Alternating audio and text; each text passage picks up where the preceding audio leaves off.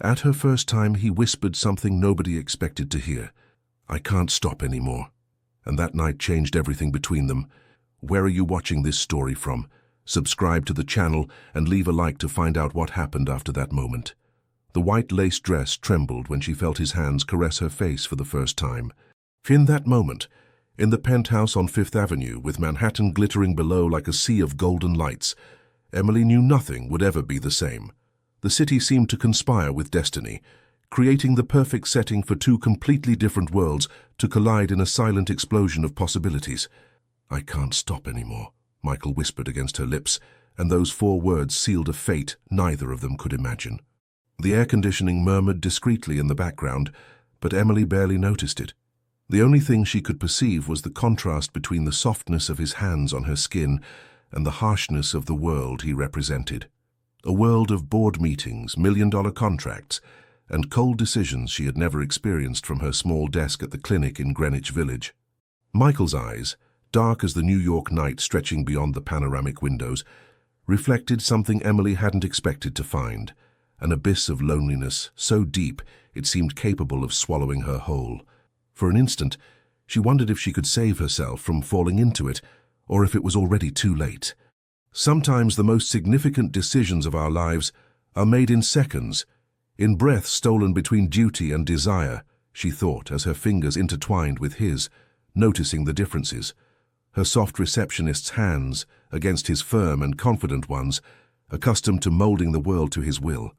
The jazz music playing on the high-fidelity sound system created an atmosphere of unreality, as if they were suspended in a temporal bubble where the rules of the outside world didn't apply. The champagne sparkled in the crystal flutes, still untouched. Emily had never tasted one so expensive, and wondered if it would taste different from the sparkling wine they drank at family celebrations in her small Lower East Side apartment. "Are you afraid?" he asked, his words barely a whisper against the backdrop of the city. "Yes," she answered with an honesty that surprised him. "But sometimes fear is just the price we pay for experiencing something extraordinary." Michael smiled, and for the first time that night, that smile didn't seem rehearsed. As he drew her closer, Emily felt something begin to change inside her, as if the tectonic plates supporting her existence were silently readjusting. The New York night observed them, a silent witness to an encounter that would change the course of 2 lives forever. Emily Wilson was 22 years old, and 3 characteristics defined her completely. A genuine innocence that made her see goodness where others saw opportunism, a silent determination inherited from her Southern grandmother that kept her standing firm even when the ground seemed to crumble, and a romantic sensitivity that led her to believe true love was worth any sacrifice. The tiny apartment she shared with her mother and 2 younger siblings in the Lower East Side smelled of last night's stew and the jasmine she grew in small pots on the fire escape. The morning light filtered through worn curtains as she prepared for another day of work at the clinic, carefully applying the little makeup she used, just a touch of gloss on her lips and mascara.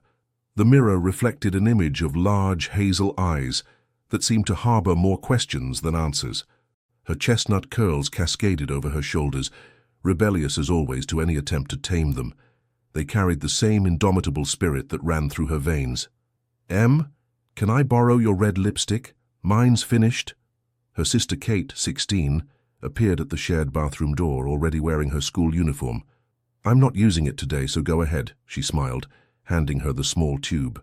"But don't overdo it. Mom already scolded you last time." Breakfast was a chaotic but loving gathering around the kitchen table. Her mother, Susan, prepared toast while reviewing everyone's schedules. At 45, after being abandoned by the children's father, she had raised this home single-handedly with her skills as a seamstress, specializing in theater costumes that she sold to small shops in the village. "What time do you finish today, honey?" she asked while serving coffee in mismatched cups. "At 6, if there are no last-minute emergencies," Emily replied, nibbling on a piece of buttered toast. What she didn't mention was that she had arranged to have coffee with Michael Parker after work. 3 weeks had passed since that chance meeting in the broken elevator, and 1 week since the night at the penthouse. 3 quick dates in between, each more intense than the last, had created a sort of parallel reality in her life, that she still didn't know how to share with her family. 15 miles away, in a duplex penthouse with panoramic views of the city, Michael Parker was signing documents while his personal assistant recited the day's schedule. At 37, he was the perfect contrast to Emily. He had built a tech empire from scratch, transforming a small Brooklyn startup into a conglomerate valued at billions of dollars. The board will meet at 11. Marketing wants to present the new international campaign at 1. You have a reservation for lunch with the Japanese investors at Daniel at 2:30, enumerated Megan, his efficient assistant, while he merely nodded. Cancel the lunch, he said suddenly. I have another commitment. Megan raised an eyebrow, surprised. In 5 years working for him, Michael had never cancelled a meeting with investors. Something was changing, but she didn't dare ask what. When the assistant left, Michael approached the window. New York spread before him like a chessboard, where he had always known how to move the pieces to his advantage. The Italian suit fit his athletic body perfectly. The leather shoes shone immaculately. The Swiss watch on his wrist was worth more than Emily's entire apartment. Yet for the first time in years, none of this seemed to matter. He thought of her genuine laugh that hid no intentions, of how she had looked at his apartment with curiosity, but without the greed he usually detected in other women. He thought of the way she listened, truly listened when he spoke, and for a moment he allowed himself to imagine a world where the orphan boy from the Bronx that he once was didn't need to hide behind bank accounts and corporate acquisitions. Perhaps the true luxury is authenticity, he murmured to himself, surprised by a thought so foreign to his usual philosophy. His phone vibrated with a message. Still on for today. I can bring pastries from my neighborhood bakery. They're the best in New York. Emily and her simplicity. Michael smiled as he hadn't done in a long time. Confirmed, but skip the pastries. I have a surprise for you, he replied. What he didn't write was that he had reserved a private jet to take her to dinner in Boston. Perhaps it was excessive. Perhaps it was his way of impressing, or perhaps, just perhaps, it was his way of showing the stars to someone who seemed to shine brighter than all of them put together. The restaurant on the Boston Harbor seemed to float over the Atlantic. The soft lights reflected on the water, creating artificial constellations that competed with the stars. Emily observed everything with a mixture of wonder and bewilderment. Hours before, she had been answering phones at the clinic.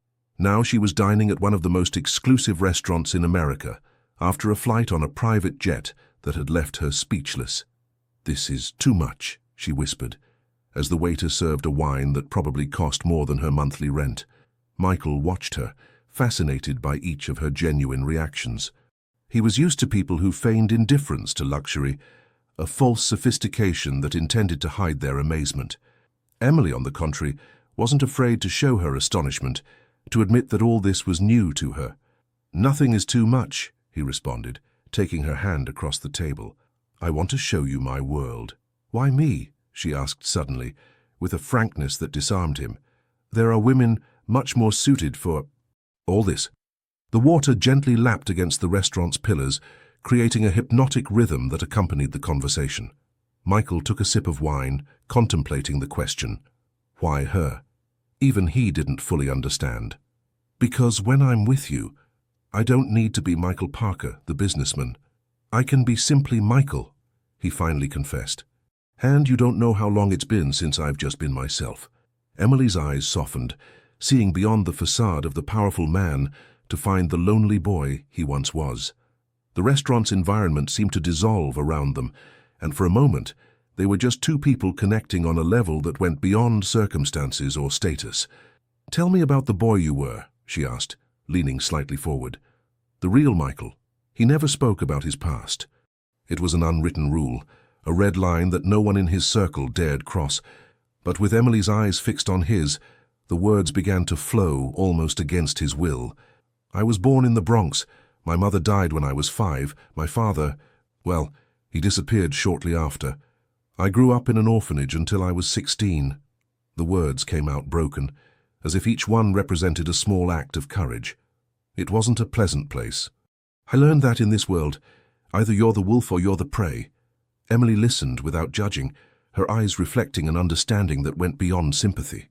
And you decided to be the wolf? She asked softly. I decided I would never be vulnerable again. he responded with an honesty that surprised even himself. At 18, I got a scholarship for computer science. At 22, I founded my first company. By 30, I was already a millionaire. And did that make you happy? The question hung between them, simple but devastating. Michael looked toward the horizon, where the sea merged with the night sky. It made me secure, he finally answered. Which isn't the same as happy, is it? Emily gently shook her head. A comfortable silence settled between them, while the sea breeze played with the strands of her hair. My father abandoned us too, she suddenly shared. But I had my mother, my grandmother, my uncles. A safety net woven with love, not with money. Michael felt a pang of healthy envy. What would it have been like to grow up surrounded by unconditional love, without having to fight for every crumb of affection? You know what my grandmother taught me, continued Emily, that life isn't measured by what you have, but by what you give, and that scars aren't for hiding, but to remind us that we are survivors. The waitress approached with the main courses, momentarily interrupting the conversation. When they were alone again, Michael found himself sharing more details of his childhood.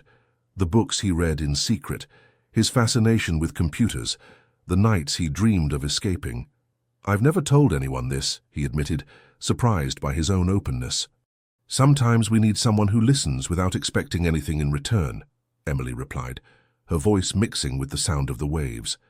As they dined, Michael observed each of her gestures, how she closed her eyes when tasting something delicious, how her expressive hands accompanied each story, how her laughter seemed to illuminate the entire place.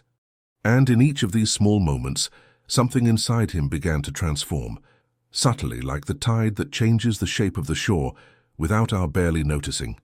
People are like cities, reflected Emily, looking at Boston lit up in the distance. We have main avenues that everyone can see, but also secret alleys where we keep our deepest truths.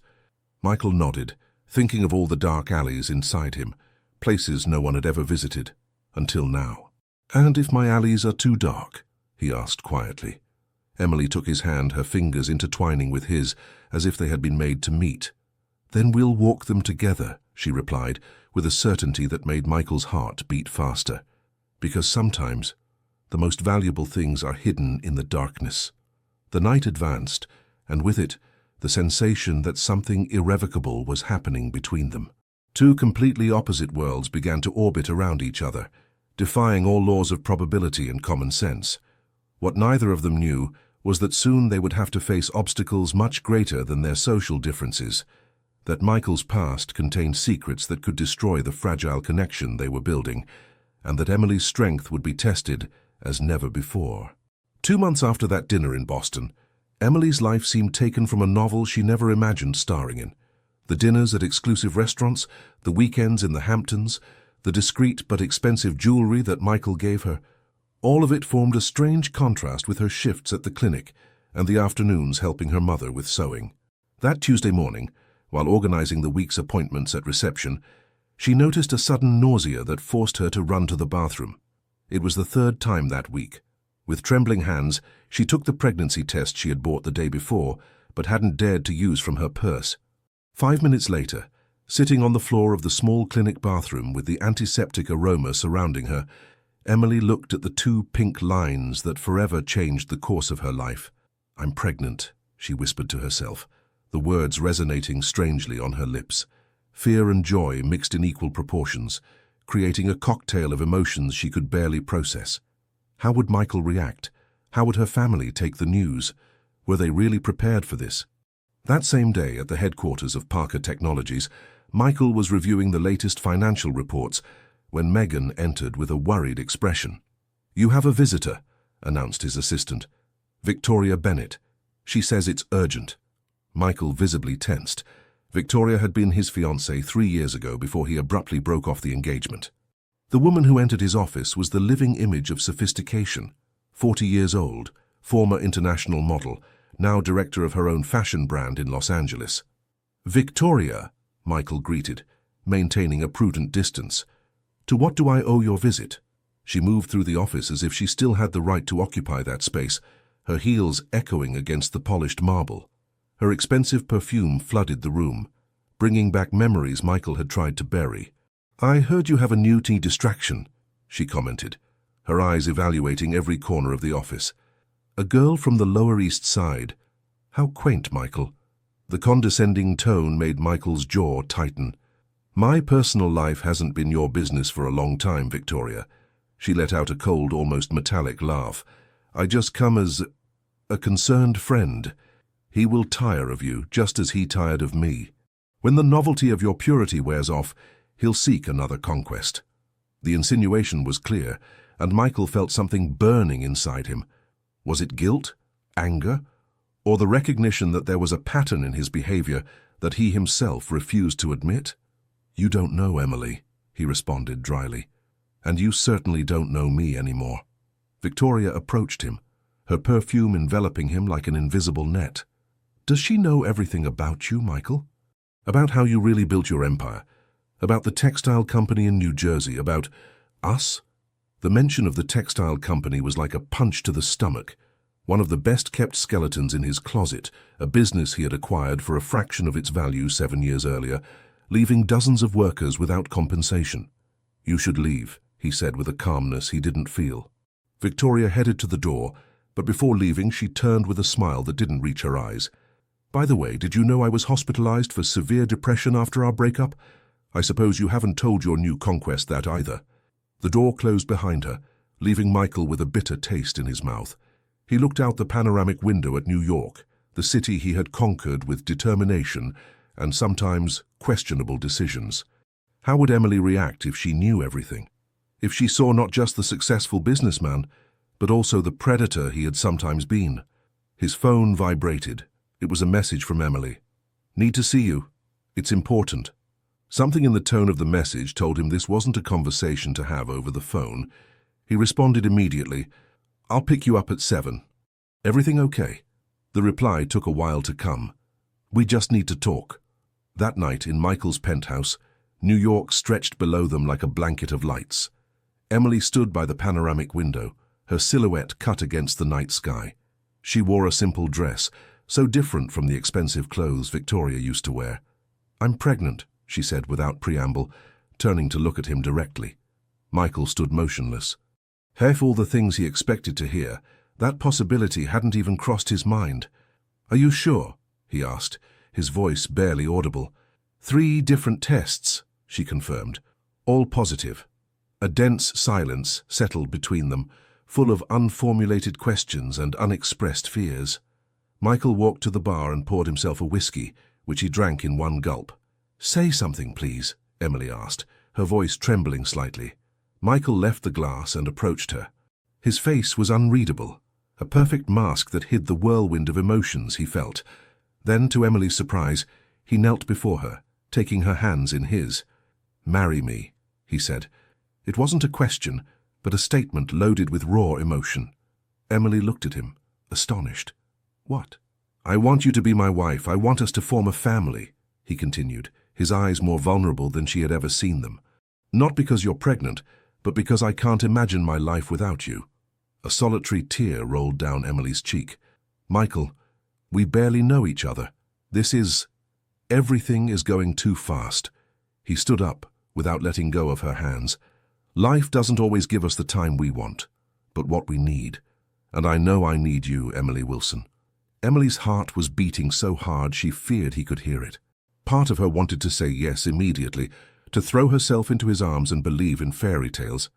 But another part, the practical part inherited from her mother, warned her to be careful. There are things you don't know about me, Michael suddenly said, as if he had read her thoughts. Things that could change what you feel. Emily tensed. What things? Michael took a deep breath. I've done things to get where I am. Things that weren't always ethical. We all make mistakes, she responded. They're not simple mistakes, Emily. They're conscious decisions, he confessed, his voice hoarse. I ruined companies, manipulated people, did what was necessary to survive, and then to win. The revelation hung between them, heavy as a slab. Emily released his hands and walked to the other end of the room, needing space to process what she had just heard. Why are you telling me this now? She finally asked. Because if we're going to start a life together, I don't want secrets between us, he answered. And because you deserve to know who you're really committing to. Emily looked at him, trying to reconcile the vulnerable man in front of her with the image of the ruthless businessman he was describing. "And the baby, what do you really want?" Michael crossed the space separating them. "I want to be the father I never had.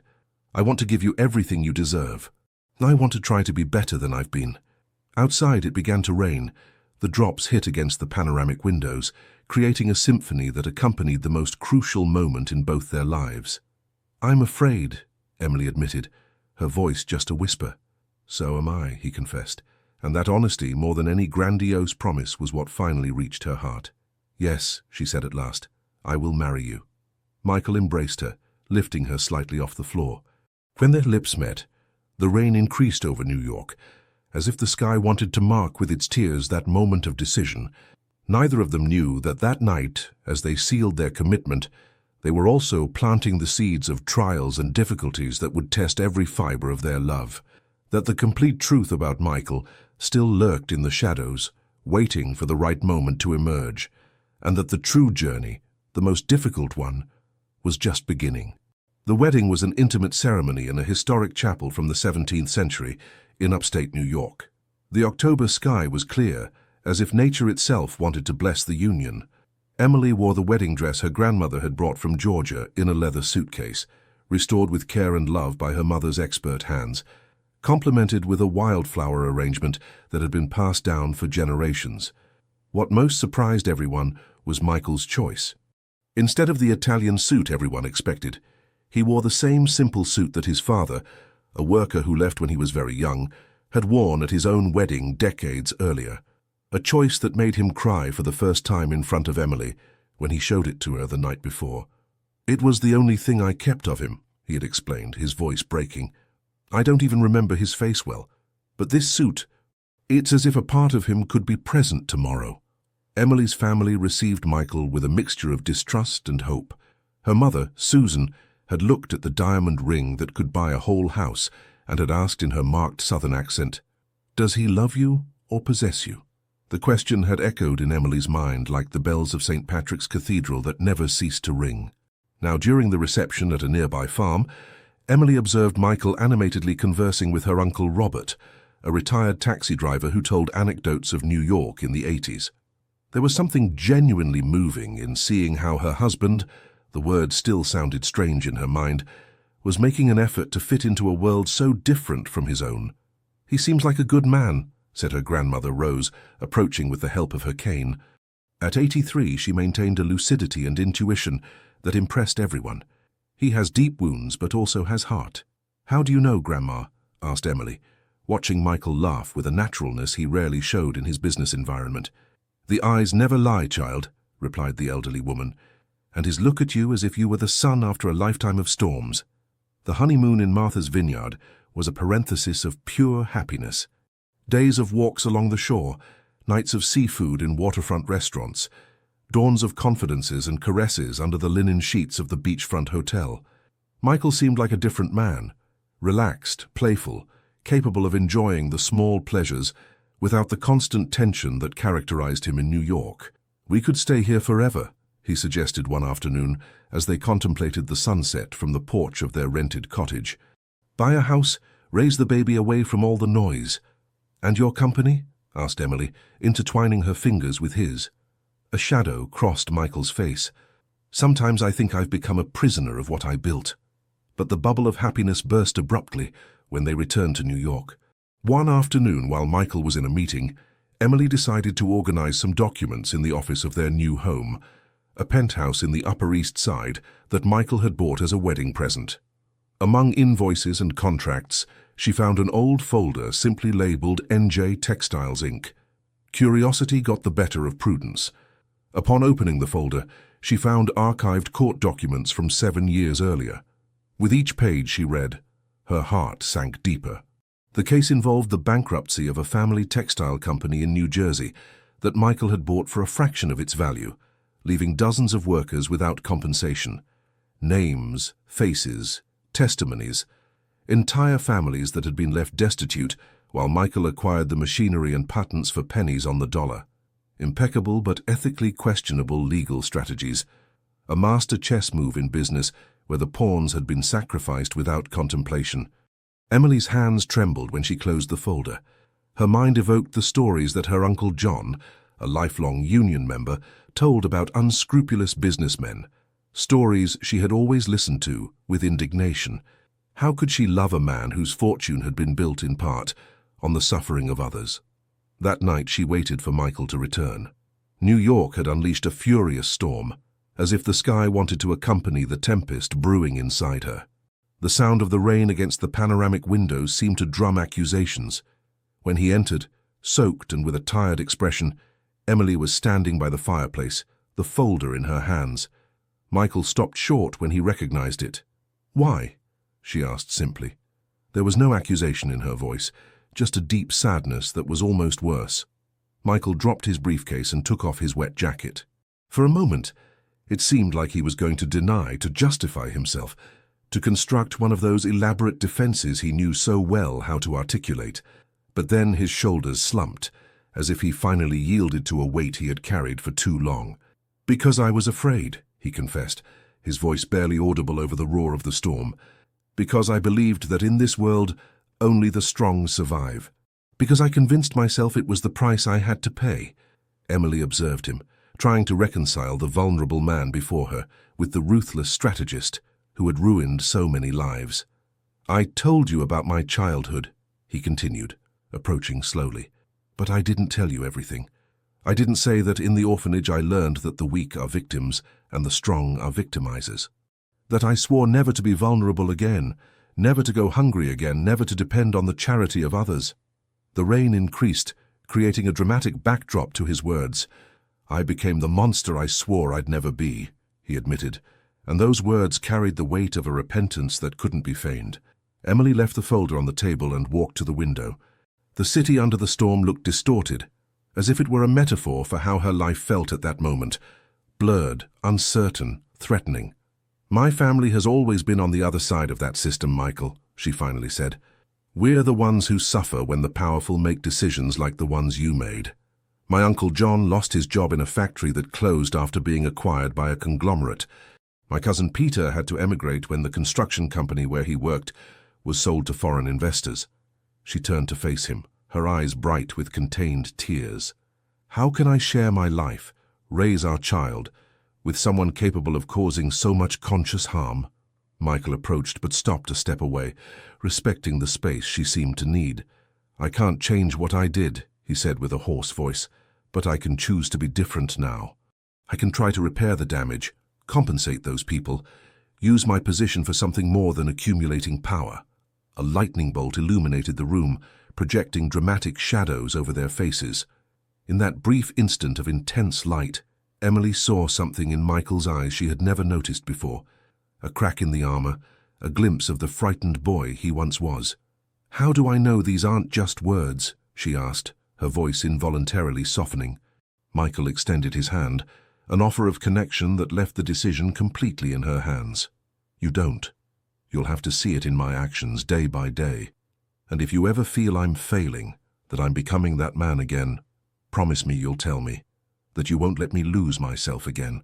Emily looked at the extended hand, then at his eyes, then back at his hand. In that moment, the baby moved inside her for the first time, a small flutter, barely perceptible but undeniable. As if the new life growing inside her wanted to participate in this crucial decision. Slowly she took his hand. It wasn't forgiveness, not yet. It was a truce, an opportunity, an act of faith in the possibility of redemption. "It won't be easy," she warned. "Nothing worth having ever is," he replied, gently drawing her to him. As he embraced her, Michael understood that this was the true turning point in his life. Not the millions accumulated, not the buildings constructed, not the companies acquired, but this moment of absolute vulnerability, where he had finally dropped all his defenses before the only person who could see through them. The storm continued to rage over New York, but inside the penthouse something was beginning to heal. A slow process, sometimes painful, but necessary. The path to redemption had just begun, and it would be the most difficult challenge that Michael Parker would ever face. The following 6 months marked a period of profound changes. Emily's belly grew, evidencing the new life flourishing inside her, but the emotional distance between her and Michael also grew. It wasn't a hostile estrangement, but rather a silent rethinking of who they were and what they really wanted. Emily had resigned from her job at the clinic in the 5th month of pregnancy when the hours standing became too exhausting. With free time on her hands and a growing moral disquiet after discovering the truth about Michael's empire, she sought something that would give meaning to her days. She found it unexpectedly when she accompanied her Uncle John to a meeting of the Lower East Side Neighborhood Association. The location, an old workshop converted into a community center, overflowed with people of all ages and backgrounds. Retired Americans, immigrant families, young activists. The central theme was the threat of eviction facing several families in the neighborhood after the building was purchased by a foreign real estate company. "We need someone who knows how to talk to institutions, who can draft legal appeals," explained Teresa, a retired teacher who coordinated the group. Something stirred inside Emily. Before realizing it, she had raised her hand and offered her help. She didn't mention that she was the wife of one of the most powerful businessmen in New York. She didn't mention that she lived in a luxury penthouse on the Upper East Side. She only said she had free time and wanted to help. In the following weeks, Emily discovered a facet of herself she didn't know existed. She had a natural talent for mediating conflicts, for finding creative solutions, for giving voice to the forgotten. She spent mornings at the community center, organizing documentation, contacting pro bono lawyers, listening to stories of people who saw their homes in danger. On one of those mornings, while helping the Johnson family complete an appeal against their eviction, Emily realized a bitter irony. Many of these people were victims of corporate practices, very similar to those Michael had employed to build his fortune. The personal obstacle was becoming increasingly evident. The more she found herself in this volunteer work, the further she moved away from the world of luxury and privilege that Michael represented. For his part, Michael faced his own dilemmas.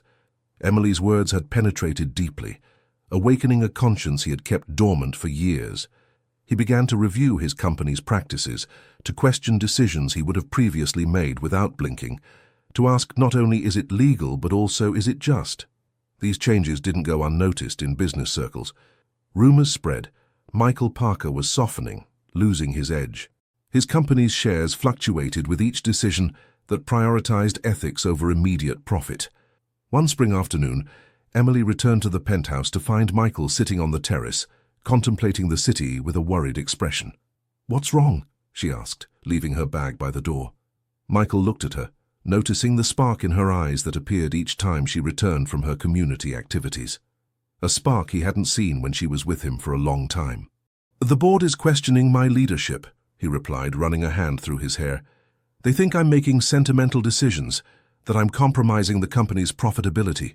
Emily sat across from him, her 7-month belly becoming a physical presence between them. "And what do you think?" Michael looked at her for a long time before answering. "I think they were right about one thing. I've changed, but I'm not sure it's for the worse." A small smile formed on Emily's lips. "Change is rarely comfortable, but it's necessary," he completed.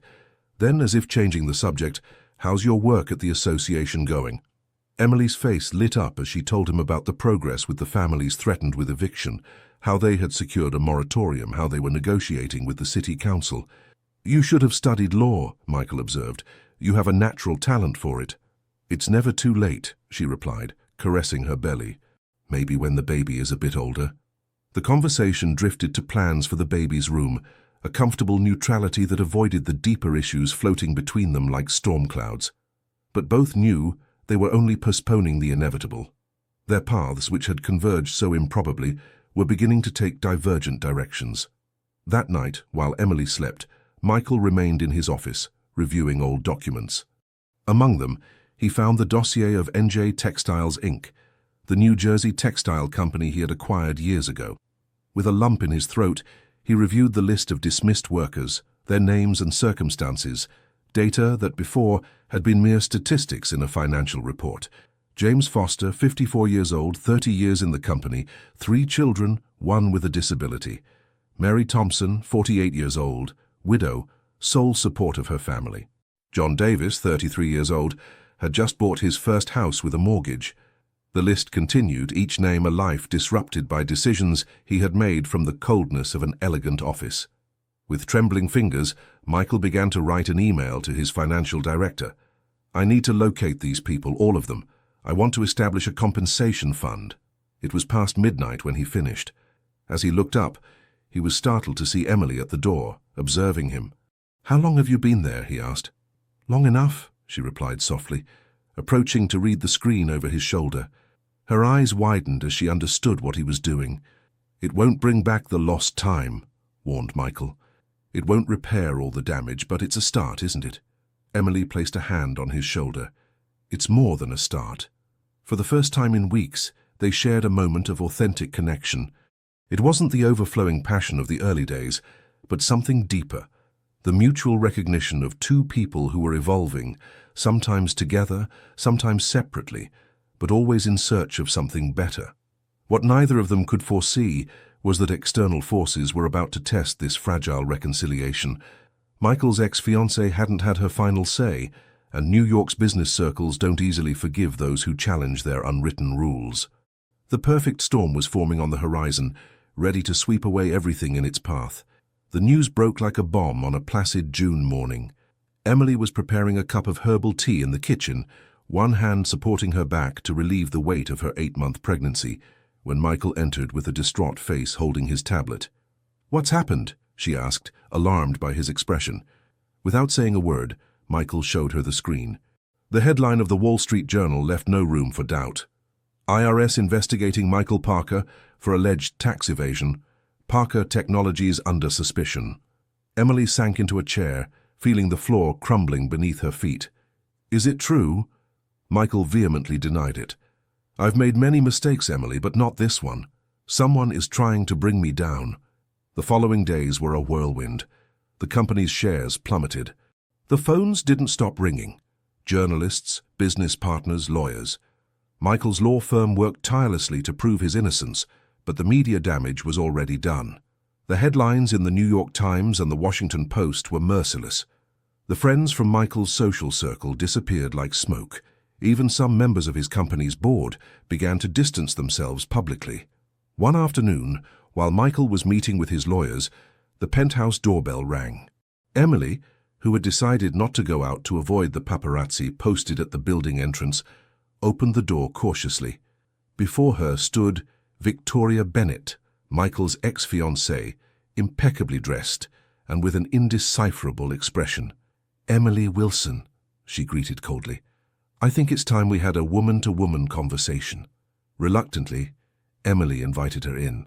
Both women sat in the living room, the contrast between them almost comical. Victoria in her designer suit, perfect makeup, and discreet but expensive jewelry. Emily in a simple maternity dress, face free of makeup, and only her wedding band as adornment. "I suppose you know I'm behind the investigation," Victoria said without preamble. Emily looked at her, astonished. "You? But why?" Victoria elegantly crossed her legs. "Revenge, you could say. Though I prefer to call it poetic justice. Michael left me when I needed him most, when I was at the depths of my depression. He promised me a future, and then ripped it away." "That doesn't justify destroying his life," Emily responded protectively. "His life?" Victoria let out a bitter laugh. "His empire, you mean? Because that's the only thing that really matters to him. Everything else, you, that baby, are just more acquisitions in his portfolio." The words hit Emily like a whip, awakening insecurities she had tried to silence for months. "You know nothing about our relationship." Victoria leaned forward. "I know more than you think. I know you found the documents about NJ Textiles. I know you've been helping families at risk of eviction, precisely the kind of situations that companies like Michael's create. I know you're trapped between the love you feel for him and everything he represents." Emily paled. How could she know all this? As if reading her mind, Victoria explained, "New York is a small city when it comes to circles of power, and I never stopped watching him. By the way, the tax investigation is completely legitimate. My sources at the IRS confirmed irregularities in the corporate declarations." Before Emily could respond, the penthouse door opened and Michael entered, stopping abruptly when he saw the two women. "What are you doing here?" he asked with an icy voice, addressing Victoria. Victoria rose with feline elegance. "Just stopping by to congratulate the mom-to-be," she replied with false sweetness. And to remind you, dear Michael, that karma always finds its way. With those words, she left the apartment, leaving behind a trail of expensive perfume and palpable tension. What did she say? Michael demanded to know as soon as the door closed.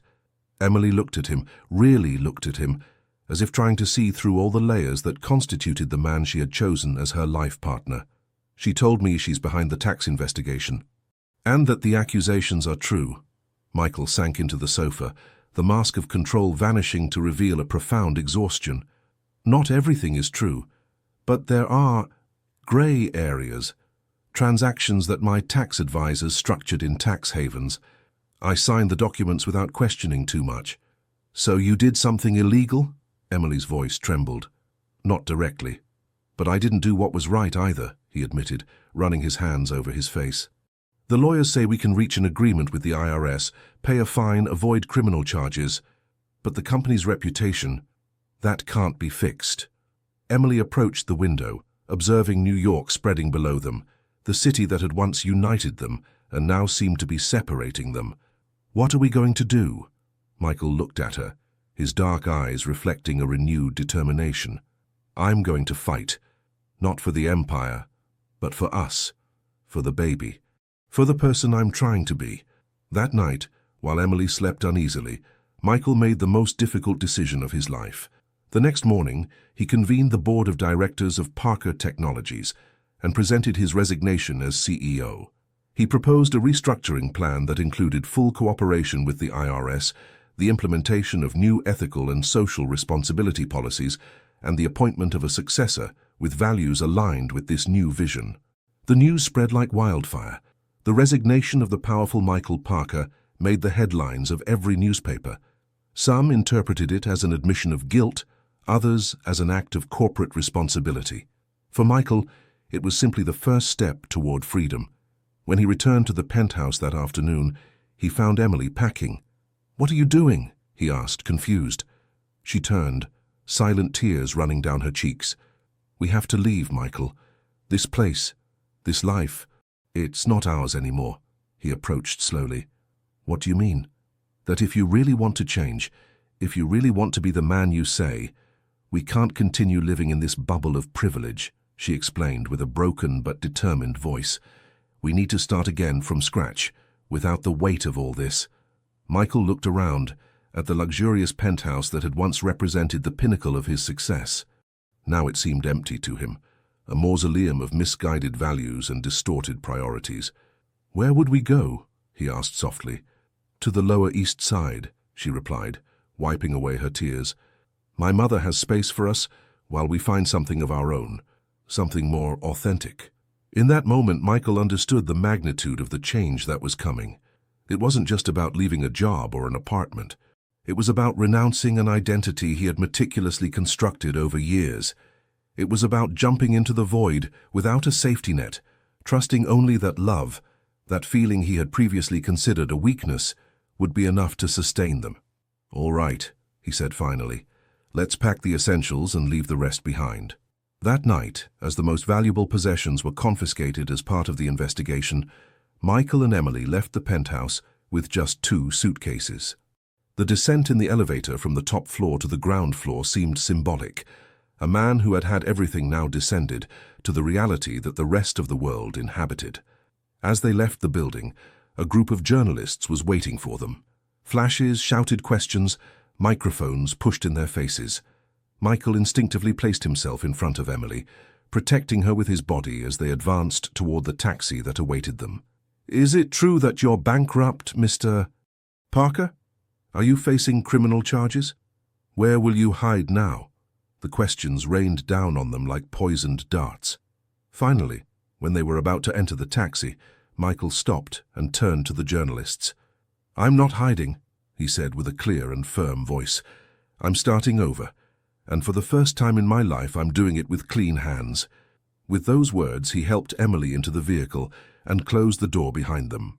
As the taxi drove away, Emily rested her head on Michael's shoulder. Outside, Manhattan lit up with the first lights of dusk.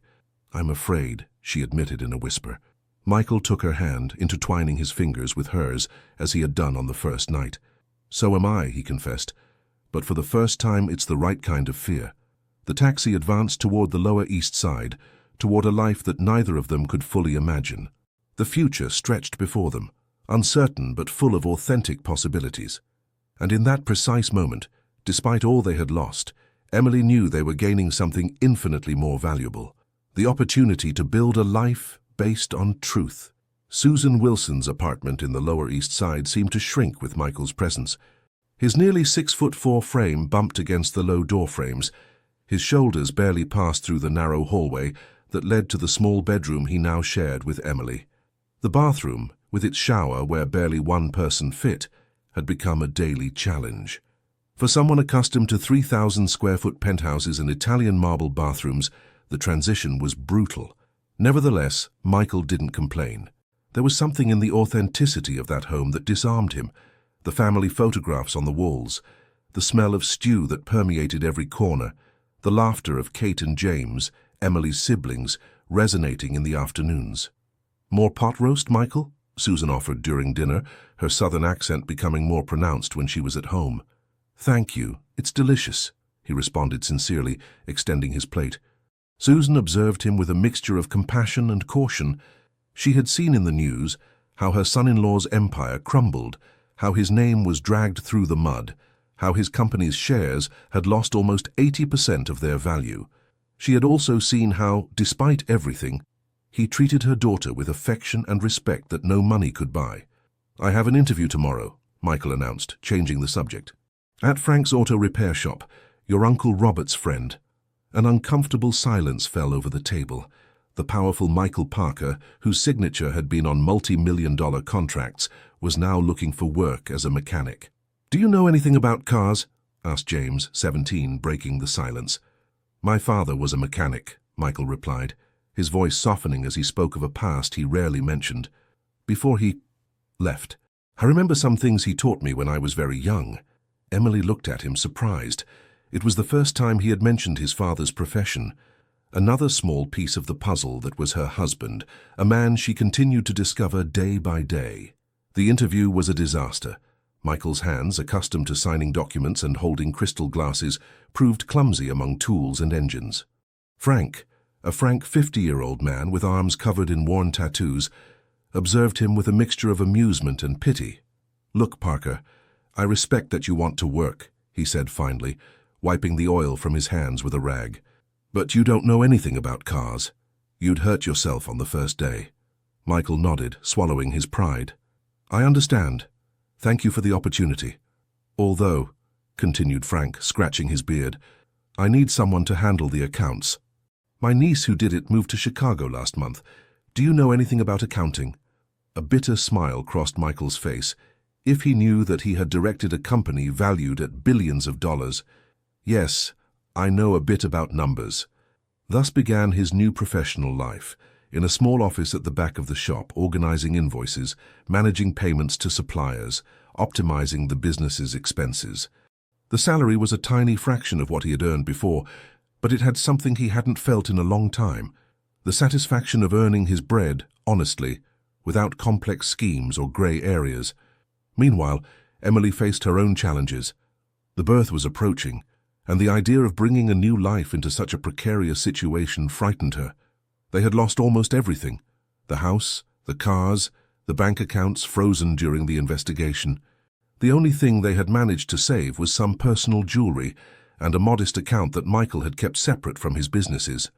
One afternoon, while reviewing offers for affordable apartments to rent, Emily received a call that would change everything. It was Patricia, a lawyer from the neighborhood association where she had been collaborating before the scandal. "Emily, I need to see you. It's important." The urgency in her voice was palpable. They met at a coffee shop near Tompkins Square Park. Patricia, a 40-year-old woman with inexhaustible energy, went straight to the point. "The United Neighborhoods Foundation is looking for a coordinator for their legal advisory program for vulnerable families," she explained, pushing a brochure toward her. "I immediately thought of you." Emily looked at the brochure with disbelief. "Patricia, I'm about to give birth. My life is chaos at this moment. And I'm not a lawyer, you know that." Patricia smiled. "They don't need a lawyer. They need someone who knows how to coordinate, who has empathy, who knows the real needs of people. Besides, she made a significant pause, the position includes a small apartment in the Foundation's building for the coordinator and their family. Emily's heart leaped. A job with purpose and a roof of their own. It seemed too good to be true. "Doesn't my situation worry you?" she asked, referring to the scandal surrounding her husband. "My last name is now Parker." Patricia leaned over the table. "Precisely why I want you for the position. Who better than someone who has seen both sides of the coin? Besides, we all deserve a second chance, don't you think?" That night, Emily told Michael about the offer.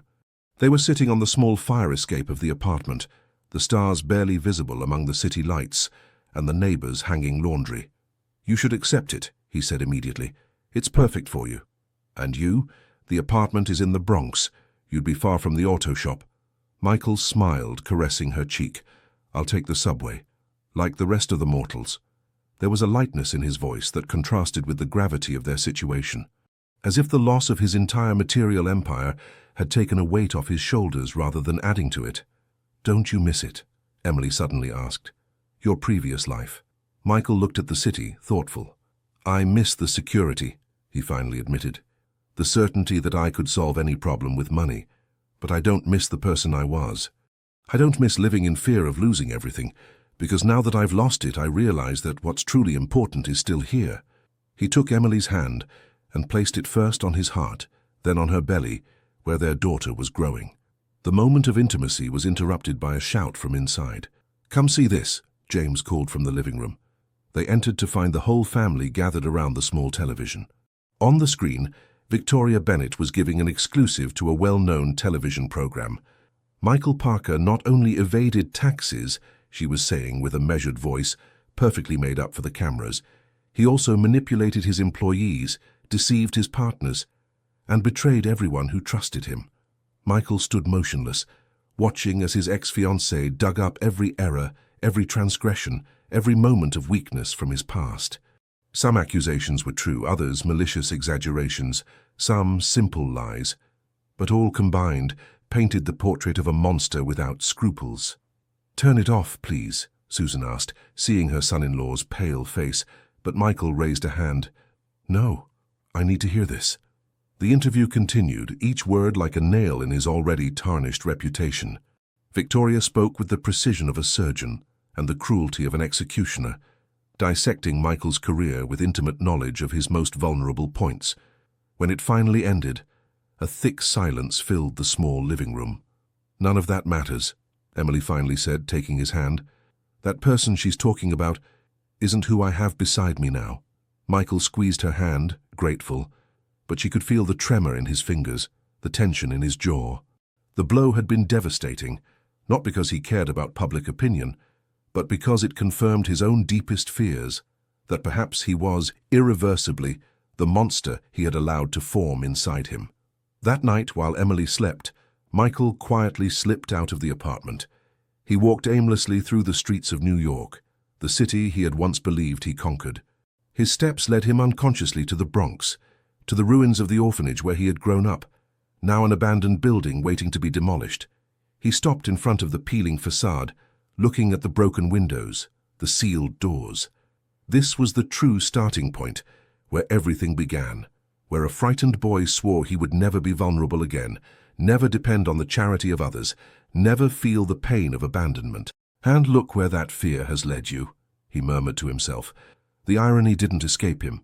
In his desperate attempt to never be vulnerable again, he had built a fortress so high it didn't let in the light. And now, when that fortress had crumbled, he discovered that true strength wasn't in the walls we build, but in the capacity to remain standing among the ruins. With that revelation, Michael began the long walk back to the Lower East Side, to Emily, to the imperfect but authentic life they were building among the rubble of his past. The baby was born on a winter dawn when the first rays of sun painted the New York sky pink and orange.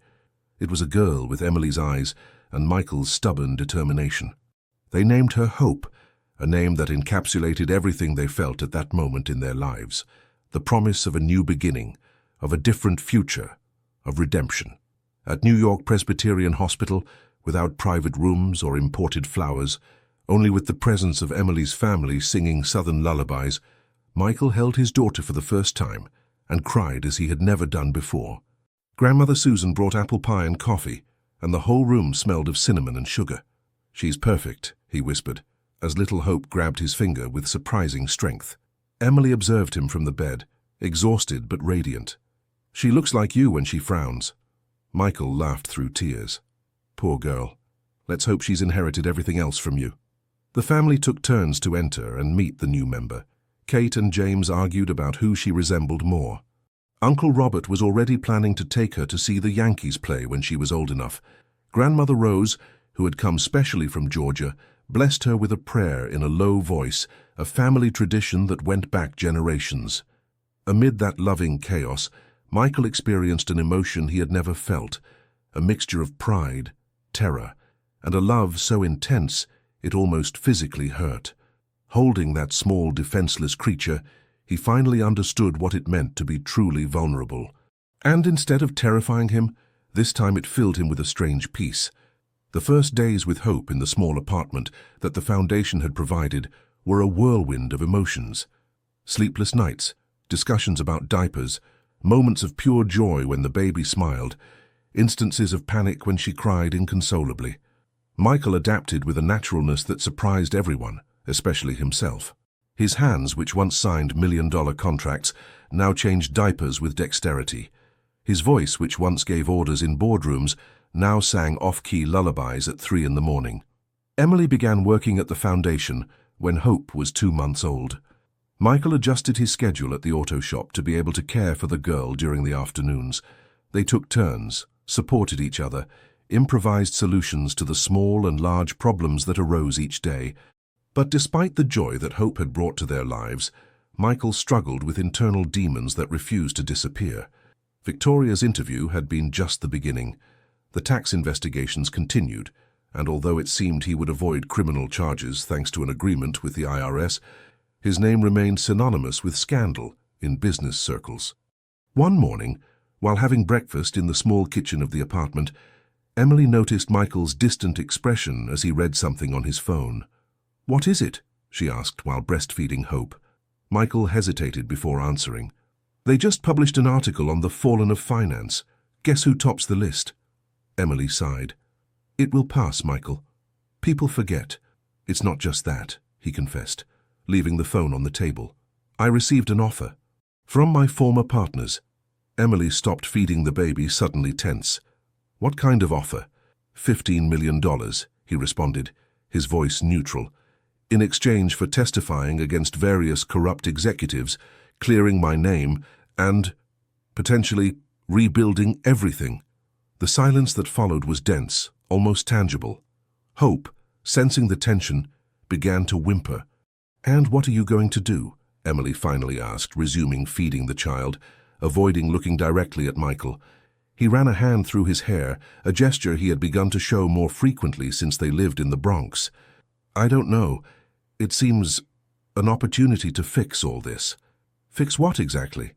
Emily's voice was soft but loaded with meaning. "Our economic situation? Your reputation? Or do you miss your old life more than you admit?" The question hung between them, uncomfortable but necessary.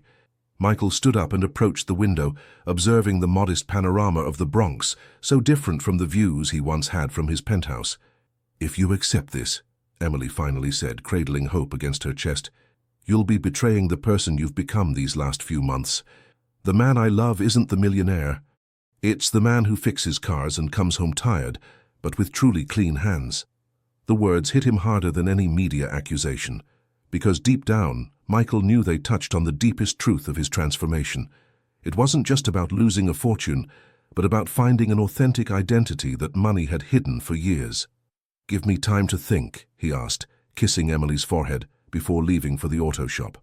The next 3 days were torment for Michael. He couldn't sleep, barely ate.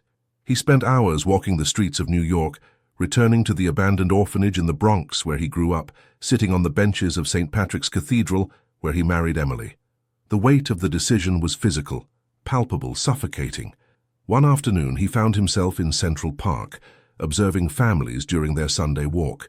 Parents playing with their children, grandparents telling stories, mothers sharing snacks. Everyday scenes that he would have previously found banal, but that now contained a wisdom that had escaped him throughout his life. What kind of father did he want to be for Hope? What lessons did he want to teach her? That success was measured in dollars and properties, or that true wealth was in integrity, in authenticity, in the ability to look others in the eye without shame? The answer came with a clarity that surprised him. It wasn't the one he would have expected months ago, but it was the only one that now made sense. That night he returned to the apartment later than usual. Emily was sitting on the small balcony, Hope sleeping in her arms. She looked at him expectantly, perceiving that something had changed in him. "I've made a decision," Michael announced, sitting across from her. Emily nodded, preparing herself for any response. "I'm listening. I'm going to refuse the money," he said, and as he pronounced the words he felt as if he was freeing himself from an invisible weight he had carried all his life. "But I'm going to do something more." He explained his plan.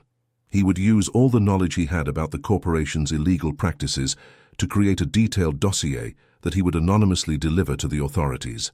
Not out of revenge, but for justice. Not for personal benefit, but because it was right. "It will be my last action related to that world," he concluded. "After that, I just want to be Michael, Hope's father, your partner, the accountant of an auto shop who dreams of something better for his family." Emily looked at him for a long time, searching in his eyes for any sign of doubt or regret. She found none. In their place, she saw a serenity that had never been there before. "I'm proud of you," she finally said, taking his hand. "And Hope will be too when she's older and we tell her our story." Michael kissed the little head of his sleeping daughter, then Emily's lips. In that simple gesture was the promise of a different future, built not on the shifting sands of excessive ambition, but on the firm rock of values that truly mattered. The deep doubt that had corroded his soul for months finally dissipated. He didn't know exactly what the future held for them, but for the first time in his life he was at peace with the uncertainty, because some things were certain. The love he felt for his family, the commitment to his new life, the determination to be better today than yesterday, and for now that was enough. A year had passed since that first night on Fifth Avenue. 12 months that seemed to contain several lives, the vertiginous romance, the hasty marriage, the financial scandal, Hope's birth, the reconstruction from zero in the Bronx. Now they lived in a modest house in a quiet neighborhood in Queens, with a small yard where Emily planted tomatoes, basil, and rosemary. Michael worked at the auto shop during the day, and in the evenings was starting a social project to teach orphaned youth about mechanics and ethical entrepreneurship. Emily had returned to studying, taking online labor law courses while the baby slept, dreaming of defending those who had been harmed by businessmen like Michael had been. Sunday afternoons were sacred. The entire family gathered at Susan's house for the family meal, a table full of fried chicken, potato salad, cornbread, and the apple pie that Grandmother Rose insisted on making despite her trembling, arthritic hands. The sound of Uncle Robert's guitar filled the room, and Michael, who had once frequented Michelin-starred restaurants, discovered that the best flavor in the world was that of his mother-in-law's homemade pudding, served with love on mismatched plates. Life had found a rhythm, a comfortable routine that, though modest, contained a richness that money could never buy. Michael had discovered a satisfaction in the small daily victories that he never found in the great corporate acquisitions. However, the past is never completely buried. One spring morning, while Michael worked at the shop, a man in a suit appeared asking for him. It was Thomas Harris, his former financial director at Parker Technologies. "So you look good, Michael," greeted Thomas, observing with curiosity the environment of the shop, so different from the corporate offices where they used to meet. "What brings you here?" asked Michael, cleaning his grease-stained hands on a rag. "I come to offer an opportunity," replied the visitor, lowering his voice. "The board has decided they want you back." Michael looked at him incredulously. "Back? After everything that happened?" Thomas smiled. "The scandal has passed, Michael. The company survived, but it's not thriving. No one has your vision, your instinct. They want you back as a strategic consultant with a generous compensation package and preferential shares." The offer hung between them, tempting like a mirage in the desert. The opportunity to return to the world he once dominated, but this time on different terms. Without the pressure of being the CEO, without the ambiguous ethical commitments, just his talent put at the service of business strategy. And Victoria, she's still a shareholder, isn't she? Asked Michael, remembering the woman who had triggered his downfall. Victoria sold her shares 6 months ago. She moved to Los Angeles, explained Thomas. The path is clear, Michael. It's your moment of vindication. Michael asked for time to think. He promised to give an answer in a week. When Thomas left, he stood looking at his grease-stained hands, thinking about how they would feel holding a Mont Blanc pen again to sign million-dollar contracts. That night, he shared the offer with Emily, while they bathed Hope together, now a cheerful 9-month-old girl who splashed happily in the small bathtub. "What are you going to do?" asked Emily, trying to maintain a neutral tone, but unable to completely hide her concern. Michael observed his daughter, her chubby little hands beating the water, her bright eyes fixed on him with absolute trust. "I don't know," he admitted. "It's tempting. We could give Hope a more comfortable life, better opportunities." "She already has the best opportunities," Emily softly replied. "She has parents who love her, an extended family that adores her, a home full of authentic values. What else does she really need?" The question hung between them, along with the bath steam and the girls' bubbling laughter. The following days were ones of deep reflection for Michael. The offer was economically irresistible and professionally validating. It would be easy to justify it as for the good of the family, as an opportunity to better provide for Hope. But deep down, he knew it was his own ego that felt flattered, his old self that yearned to return to the circles of power. One afternoon, while working at the shop, he received an unexpected visit. Steve Davis, one of the workers dismissed from NJ Textiles, the New Jersey textile company that Michael had acquired years ago, leaving dozens of employees without compensation. "Parker," the man greeted, without extending his hand. "I came because I need to ask you something face to face." Michael felt his stomach contract. Revenge? Recriminations? Anything would have been understandable.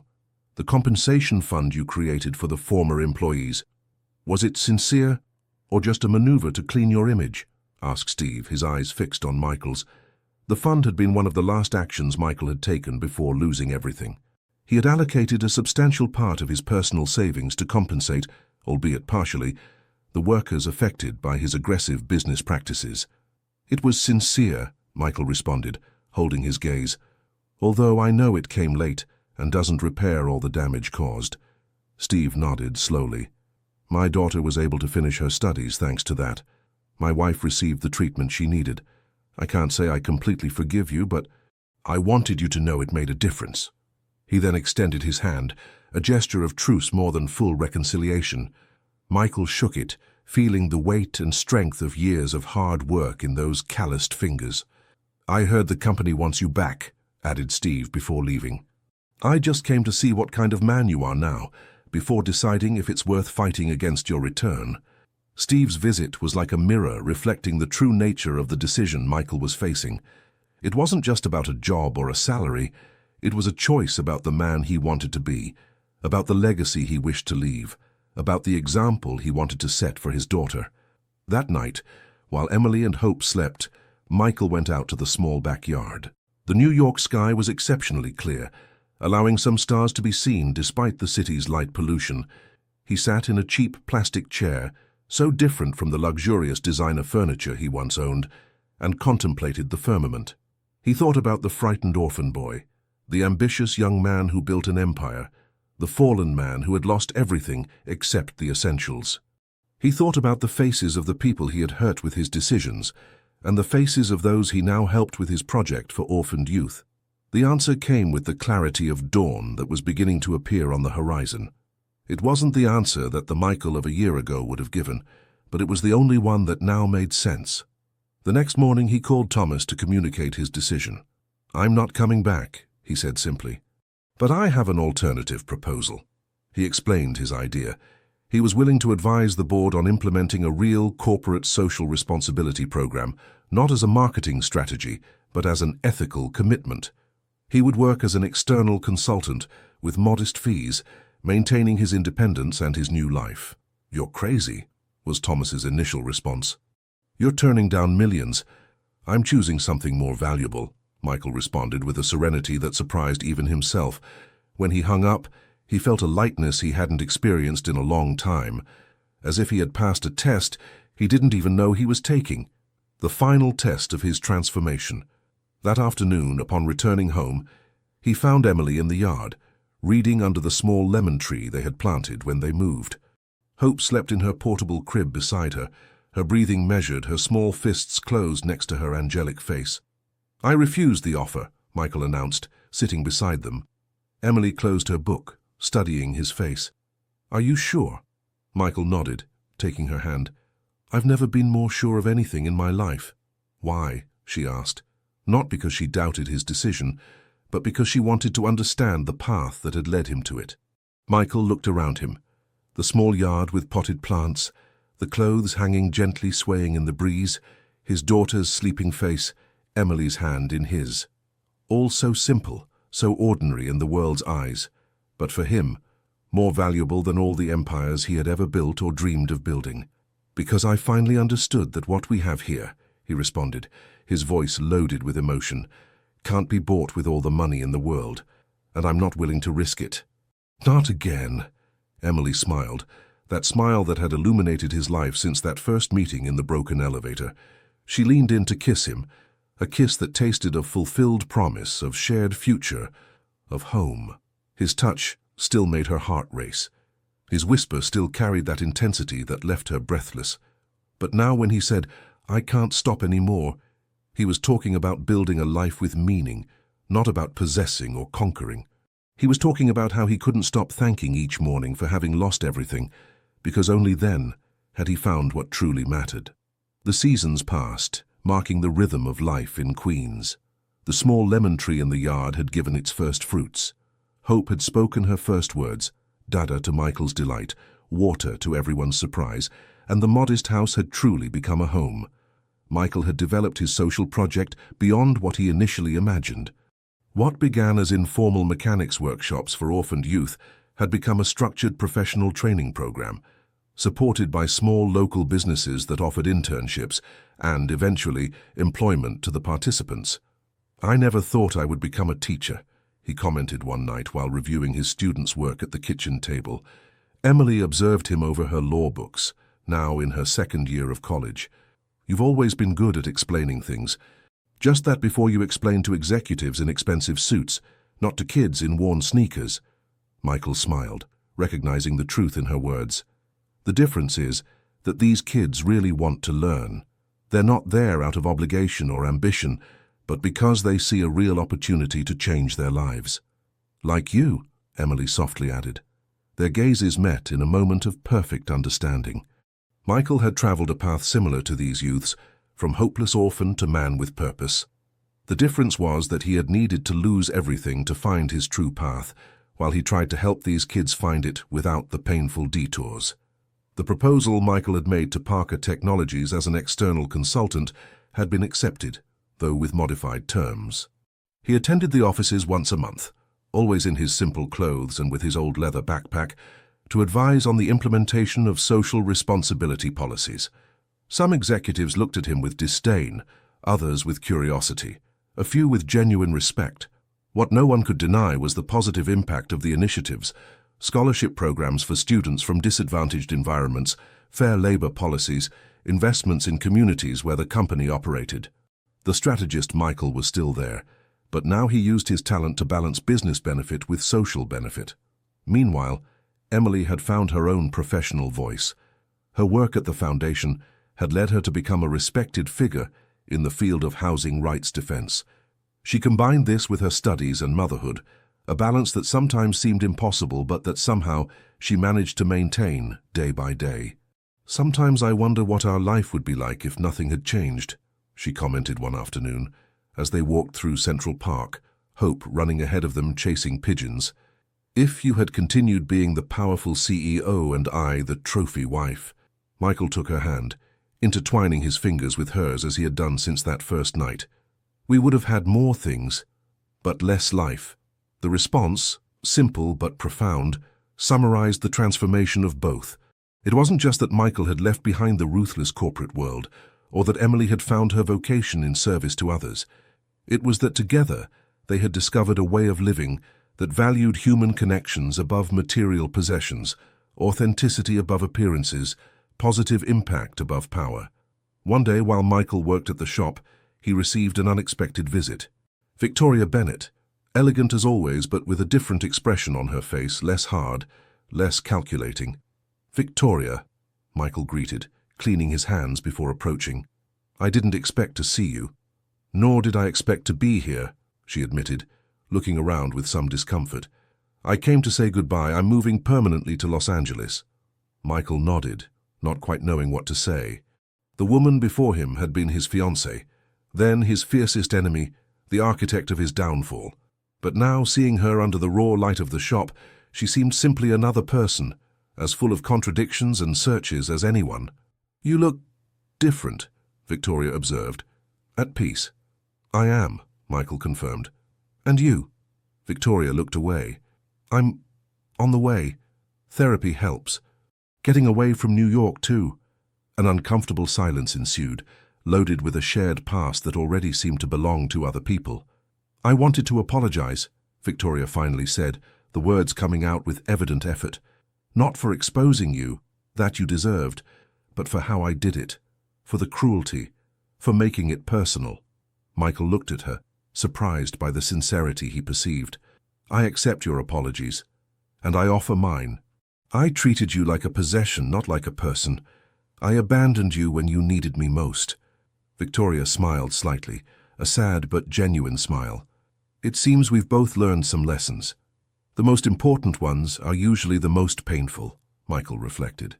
Before leaving, Victoria added, "I saw a report about your program for young people. It's admirable. Perhaps the real Michael Parker has finally come to light." That night, Michael shared the encounter with Emily as they dined in the small yard, under colored lights they had hung to give a festive air to the space. "How do you feel about it?" asked Emily, serving a bit more of homemade stew onto Michael's plate. Michael contemplated the question as the aroma of herbs from the small garden mixed with the night breeze. "At peace, I think, as if a circle had closed. For a long time, Victoria represented everything that had gone wrong in my previous life. The excessive ambition, the superficial relationships, the selfish decisions. And now," Emily insisted, observing the changing expressions on her husband's face in the light of the colored bulbs. "Now I see her simply as a person who, like me, was lost in her own way," Michael responded after a moment. "Someone who is also trying to find her path." Emily nodded, understanding the depth of that reflection. Michael's capacity to see humanity, even in those who had harmed him, was perhaps the most notable transformation in him. "Daddy, look!" exclaimed Hope, approaching with a faltering step, holding in her small hands a lemon that had fallen from the tree. Michael lifted her in his arms, kissing her forehead. "What treasure have you found, Princess?" "Lemon," the little one clearly pronounced with that particular pride of children who discover the world word by word.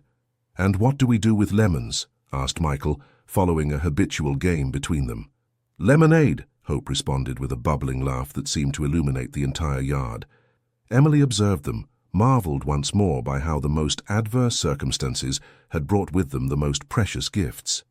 A thought crossed her mind, something her grandmother Rose used to say, "Sometimes life takes away what you thought you needed to give you what you really need." That night, as they put Hope to bed, the little girl asked for her favorite story. Michael sat by the bed, the worn book in his hands, and began to read. His voice, which had once dictated orders to fearful executives, now softened as he narrated adventures of brave animals and enchanted forests. When Hope's breathing became measured, a sign that she had finally fallen asleep, Michael and Emily quietly left the room. In the small living room, under the dim light of a lamp, Emily took an envelope from her purse. "I received this today," she said, extending it to Michael. He opened it curiously. It was a letter from the law school confirming that Emily had been selected for an internship program at a prestigious law firm specializing in labor rights. "Emily, this is wonderful," he exclaimed, embracing her with pride. "I knew you could do it." She smiled, but there was a shadow of concern in her eyes. "It's an incredible opportunity, but they're full days for 3 months. I don't know how we'll manage with Hope, with your work, with everything." Michael took her hands in his. "We'll solve it together, as we've done with everything else. I can adjust my hours at the shop. Your mother will surely help us. The boys from the program can have some sessions here in the yard." The determination in his voice dissipated much of Emily's doubts. This was what she most valued in their current relationship. Not the overwhelming passion of the beginning, but this association of equals. This shared commitment to making things work, to mutually supporting each other in their dreams and ambitions. "Who would have thought you would end up being the one encouraging me to pursue my professional career?" she joked, remembering the Michael of the early days, so focused on his own goals. He smiled with a mixture of nostalgia and shame. Life has a peculiar sense of humor. That night, as they lay together in bed, the sounds of the neighborhood softly filtering through the half-open window, distant conversations, the occasional barking of a dog, the passing of a car, Michael thought about how these everyday noises, which he would once have considered annoying from the isolated height of his penthouse, now formed the comforting soundtrack of his home. "What are you thinking about?" asked Emily, noticing his thoughtfulness. "That I've never felt as rich as I do now," he replied, and although the phrase might have sounded cliched from someone else's lips, from his, it carried the weight of a hard-learned truth. Spring arrived in New York with an explosion of color and life. The neighborhood trees covered themselves with flowers. The small garden in the yard blossomed with promises of tomatoes and bell peppers for summer, and a feeling of renewal permeated the air. Emily adapted to her new routine at the internship with the same determination she had shown before each challenge in her life. The law firm, located in an elegant office building on Madison Avenue, ironically not far from Michael's old penthouse, represented a new world for her, full of legal jargon, strategic meetings, and complex cases.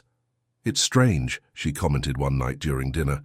"Some of the senior lawyers worked for companies like yours, defending corporate interests against workers. Now I'm learning their tactics to use them on the opposite side of the battlefield." Michael smiled. "The best defense is knowing your adversary. No one better than a former smoker to design anti-tobacco campaigns." Hope, now almost 2, had become a chatty and curious little girl who wandered around the house pointing at objects and demanding to know their names. Her emerging personality showed Michael's determination, combined with Emily's empathy and creative sensitivity, a mixture that promised both moments of joy and challenges in the future. Michael's social project had caught the attention of an educational foundation that offered funding to expand it to other neighborhoods. The proposal included a modest but stable salary for him as the program's director, which meant leaving the auto repair shop. "I don't know, Emily." He hesitated while reviewing the terms at the kitchen table one night. "I like the shop. There's something honest in fixing tangible things, in seeing immediate results." Emily observed him, recognizing once more how much that man had changed, who once had valued his work solely for the power and status it conferred. "The shop will always be there if you want to go back. But this program, it's something you created from scratch, something that can really change lives." Michael nodded thoughtfully, his eyes scanning the papers spread across the table. "I suppose what worries me is moving too far from the everyday, from the real, becoming another manager, removed from the fieldwork." "Then don't allow it," Emily responded with simplicity. "Establish from the beginning that you'll continue teaching, that you'll continue getting your hands dirty. Define the job on your own terms."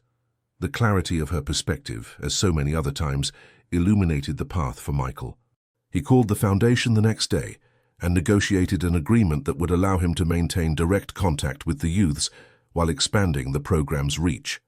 One May afternoon, while Michael was working in the yard with a group of teenagers, teaching them the fundamentals of basic electronics, he received a surprise visit. Frank, the owner of the shop where he had worked, appeared with a grave expression. "I need to talk to you," he said, pulling Michael away from the group. The news was shocking. The shop was facing serious financial problems due to accumulated debts that Frank had hidden from everyone. Bankruptcy was imminent, and with it, the dismissal of the 5 mechanics who worked there, all with families to support. "I've tried everything," Frank explained, the shame evident on his weathered face. "But the numbers don't add up. In 2 months I'll have to close." Michael felt the familiar weight of an important decision on his shoulders. He could simply offer advice, perhaps help the employees find new jobs. It would be reasonable, prudent.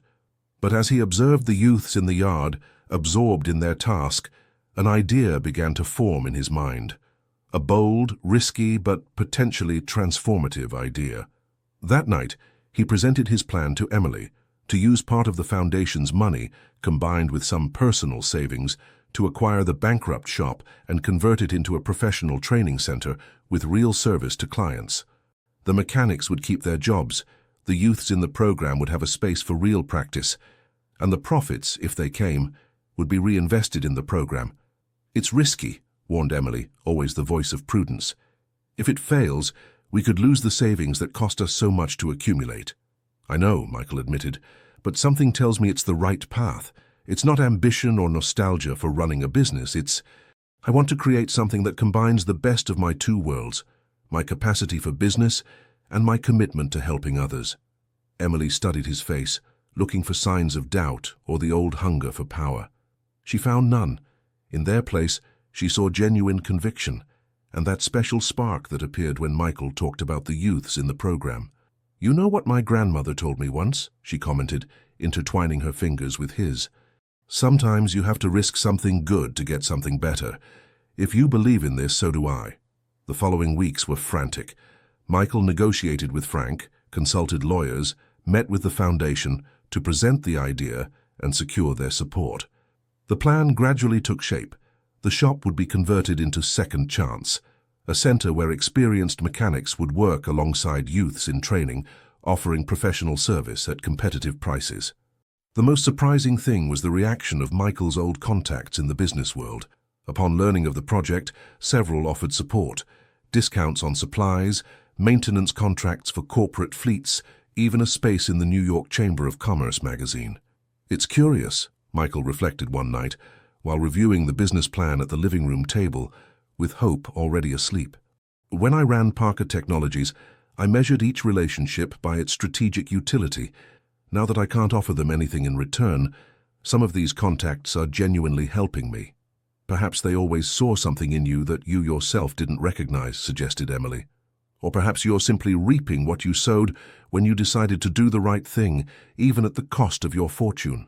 The day of the inauguration of Second Chance dawned bright and warm. The old shop, now renovated with training zones separated from work areas, displayed a simple but elegant logo designed by Kate, Emily's sister, now a graphic design student. Emily's entire family was present. Susan had prepared a huge pot of chili for all the attendees. Uncle Robert played guitar in a corner. The mechanics, initially skeptical about the new business model, now showed cautious optimism, seeing the improved facilities and the already confirmed client portfolio. The most moving thing for Michael was the presence of 5 of his former students from the program, now officially hired as apprentices. Seeing them with their new uniforms, proud and nervous in equal parts, confirmed to him that he had made the right decision. The small inauguration ceremony was simple but emotional. Michael, not one for speeches, limited himself to thanking everyone who had made the project possible. When he mentioned Emily as the lighthouse that guides me when I lose my way, tears came to the eyes of many present. After cutting the symbolic ribbon, and while the guests enjoyed the food in the shop's outer courtyard, Michael felt a hand on his shoulder. Turning, he found himself face to face with Steve Davis, the former employee of NJ Textiles, who had visited him months earlier. "I came to see if it was true what they were saying," commented Steve, observing the festive environment around him. The great Michael Parker turned into a mentor for troubled kids and savior of bankrupt shops. Michael detected the slightly mocking tone, but also an underlying respect that hadn't been present in their last encounter. "I'm not a savior of anything," he responded with humility. "I'm just trying to put my skills at the service of something worthwhile." Steve nodded slowly. "My oldest son needs work," he said after a moment. "He just finished vocational training in electromechanics. He's a good kid, hard-working." Michael understood the significance of that gesture. Steve Davis, the man he had harmed years ago, now trusted him to give his son an opportunity. It was more than a job offer. It was an act of reconciliation. "Tell him to come on Monday," he responded, extending his hand. "There's always space for people who want to learn and work." As they shook hands, Michael felt another circle closing in his life, another bridge being rebuilt over the ruins of his past.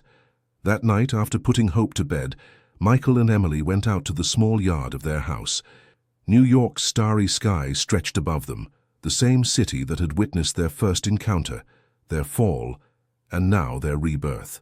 "Are you happy?" asked Emily, leaning against him on the lounger they shared. Michael reflected on the question, not with the superficiality with which he would have answered years ago, but with the depth of someone who has learned the true meaning of the word. "I'm more than happy," he finally responded. "I'm at peace with my past, with who I am now, with what we build each day. And that's a much greater gift than the momentary happiness I used to chase." Emily smiled, perfectly understanding what he meant.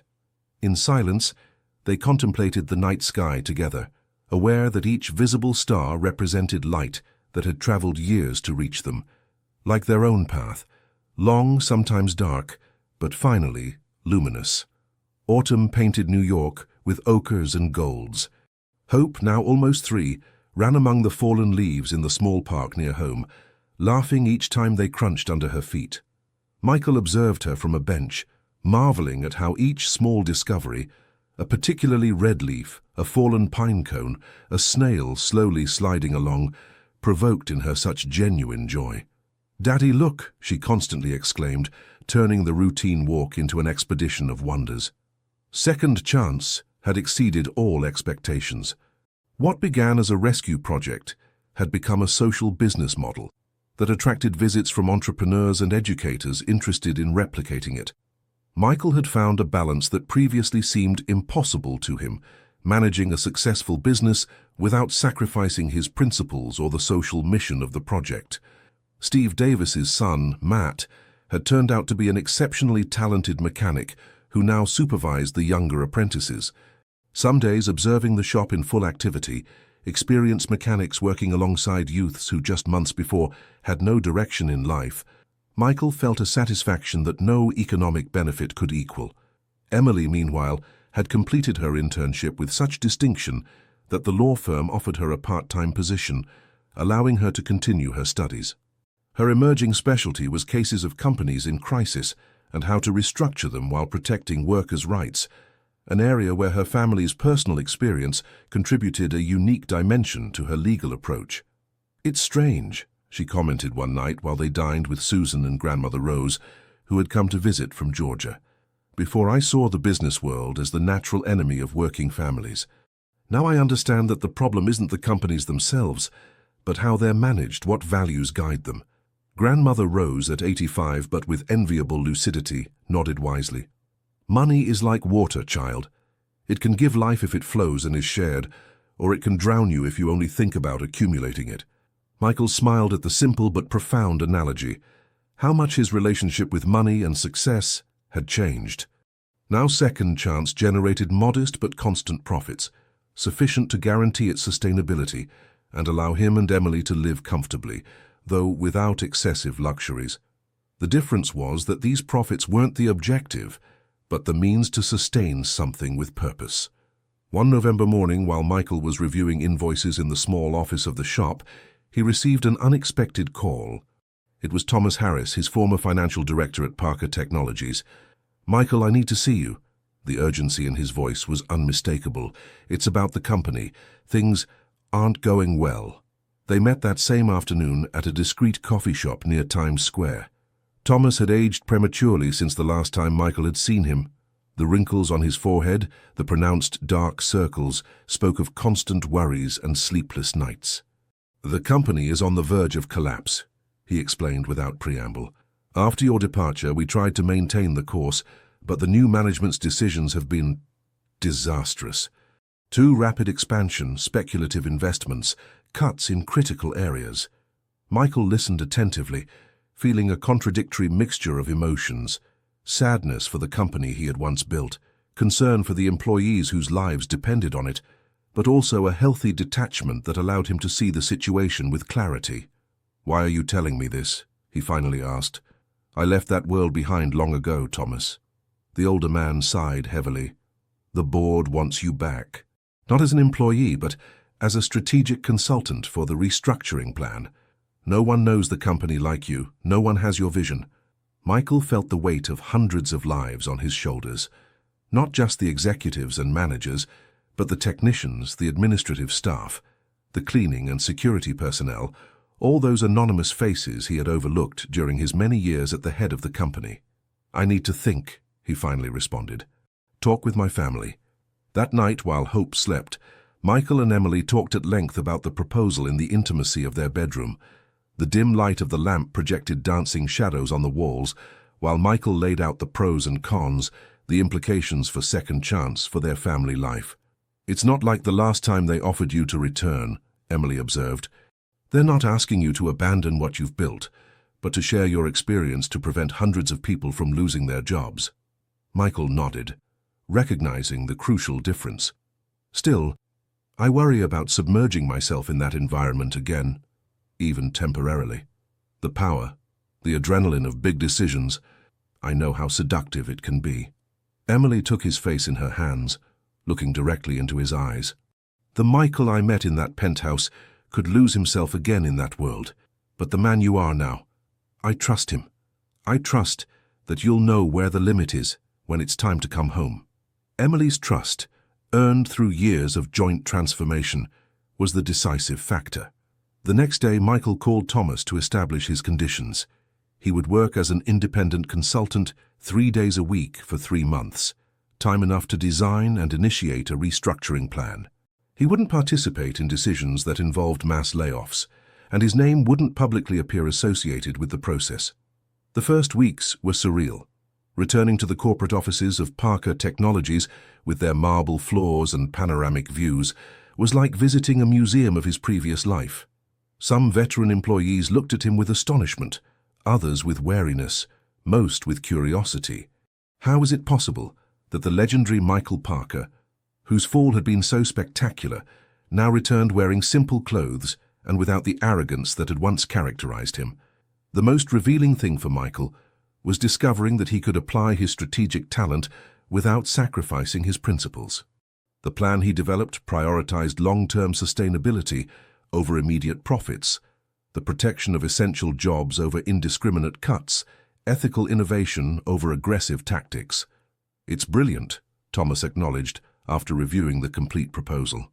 "It will save the company without destroying its soul, but the board, some members were expecting something more drastic." "If they want my advice, this is the way," Michael responded with serenity. "If they prefer another approach, they're free to seek another consultant." To his surprise, the board approved the plan almost in its entirety, not out of kindness or principles, but because they recognized the strategic vision that had once made Michael Parker a legend in New York business. One afternoon, while Michael was gathering his things after a long meeting, a young assistant timidly approached his desk. "Mr. Parker," she began, visibly nervous, "I just wanted to say that my brother is in your second chance program. He had had problems with drugs, dropped out of school. We thought we had lost him, but since he entered the shop, he's a different person. He has purpose, feels valued." Michael looked at her, moved by the sincerity in her face. "What's your brother's name?" "David." "David Wilson." Michael smiled, immediately remembering the boy. Quiet at the beginning, distrustful, but with a natural talent for electronics that was gradually flourishing. "David has potential," he responded with sincerity.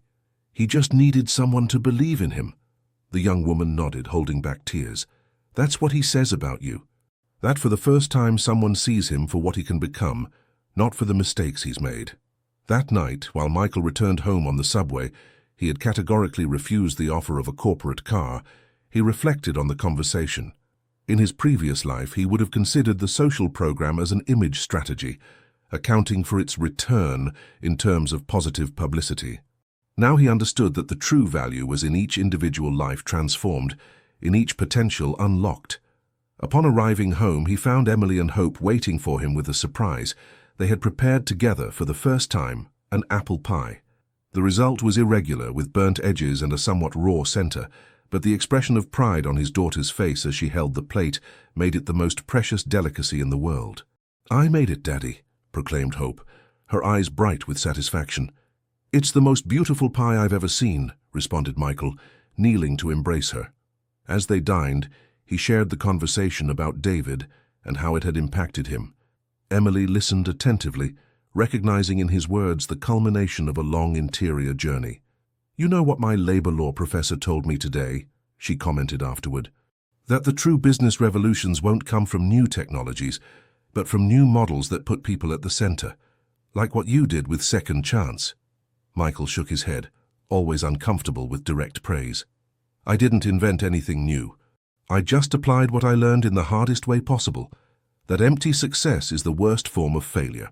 That night, as Emily slept beside him, Michael contemplated the ceiling of the bedroom, thinking about the contrast between his current life and his previous one.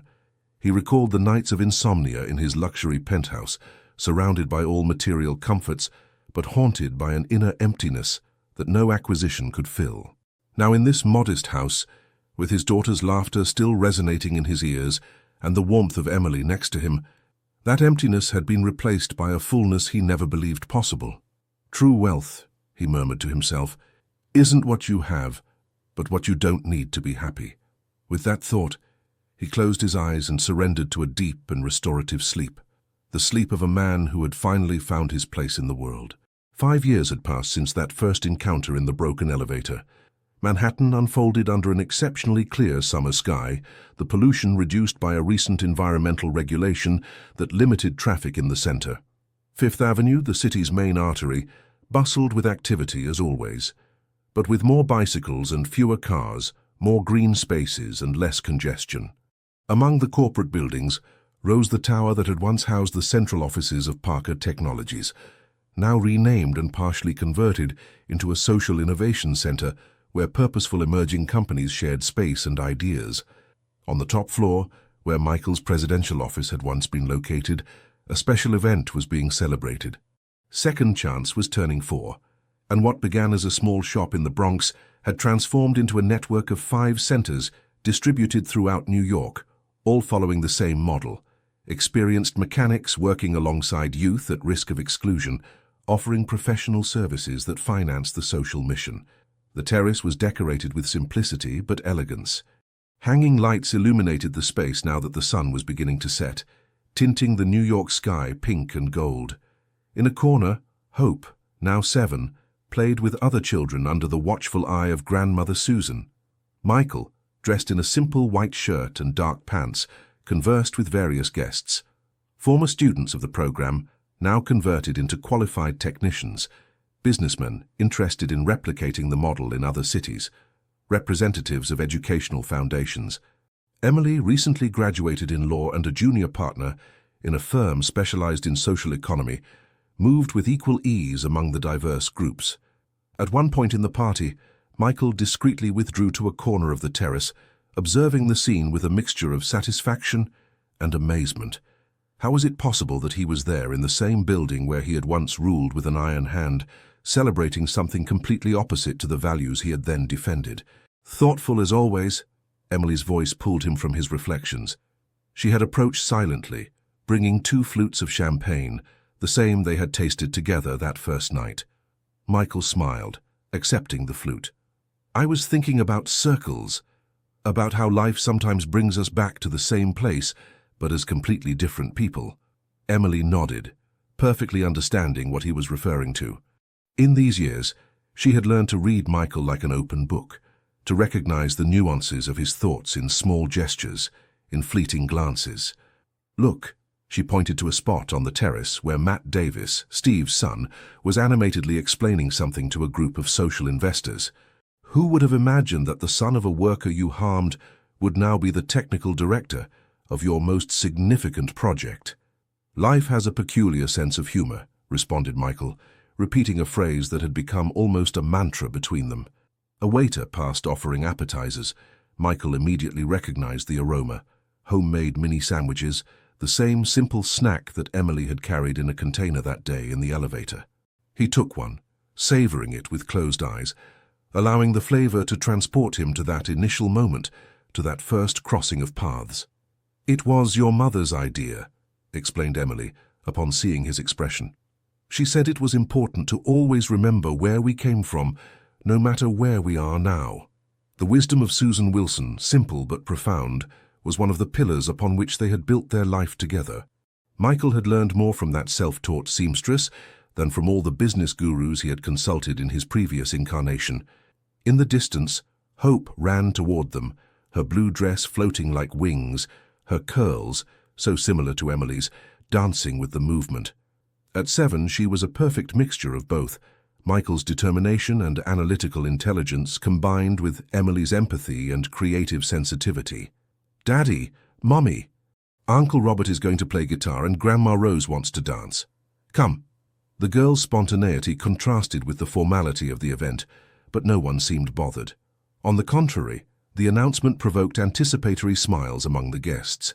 The fusion of worlds, the corporate and the familiar, the professional and the personal, that had once seemed impossible to Michael, now flowed naturally.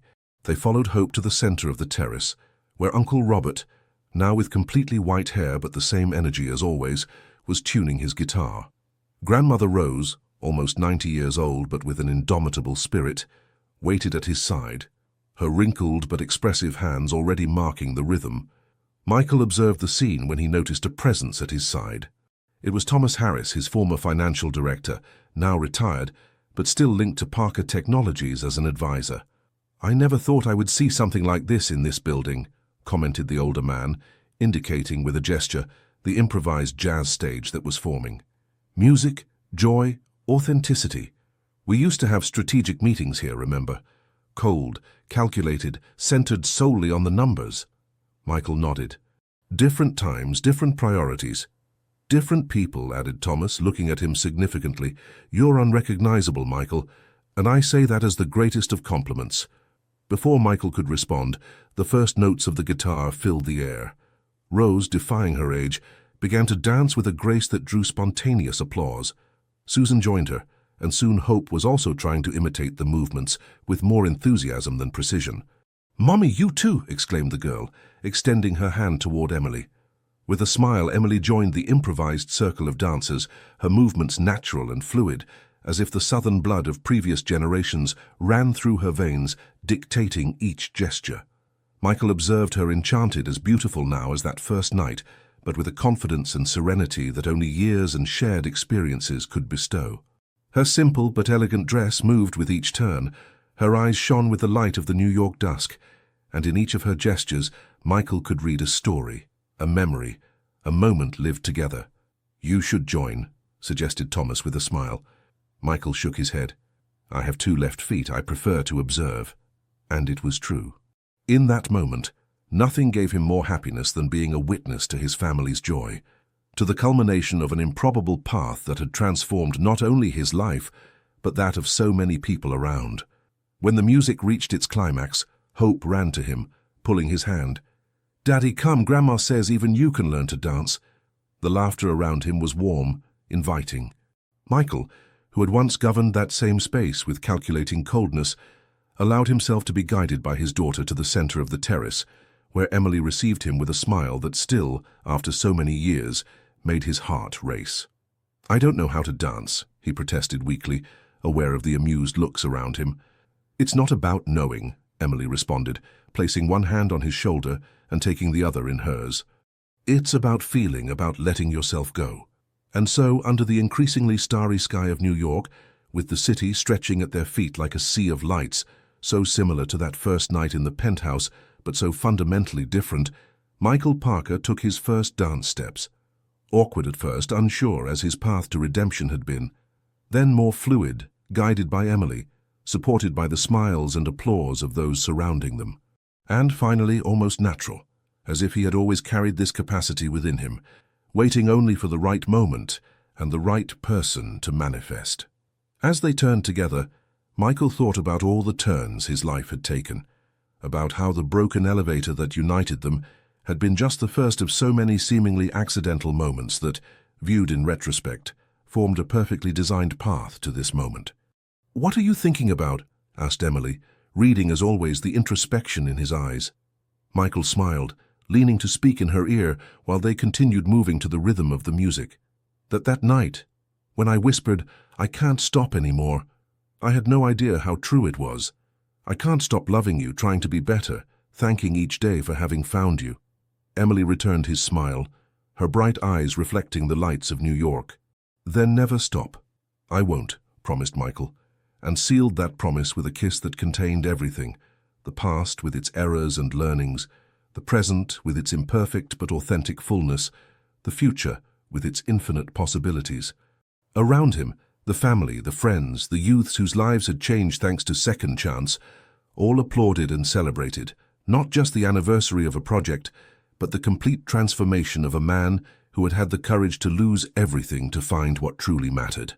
As the night advanced and the celebration continued, Michael thought about how the true transformation had never been about renouncing material wealth, but about completely redefining what it meant to be rich.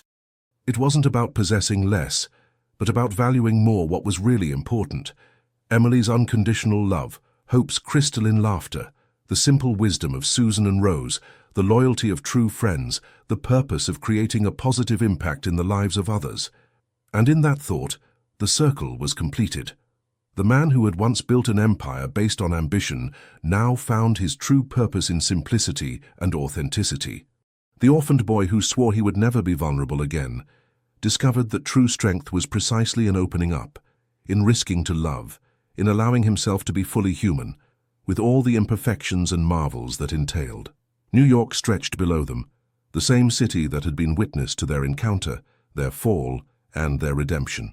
Its lights seemed to whisper stories of thousands of intertwined lives, reminding them that each person who passed through its streets carried within them the possibility of transformation, the capacity to reinvent themselves, the opportunity to find, like them, a love that would change everything.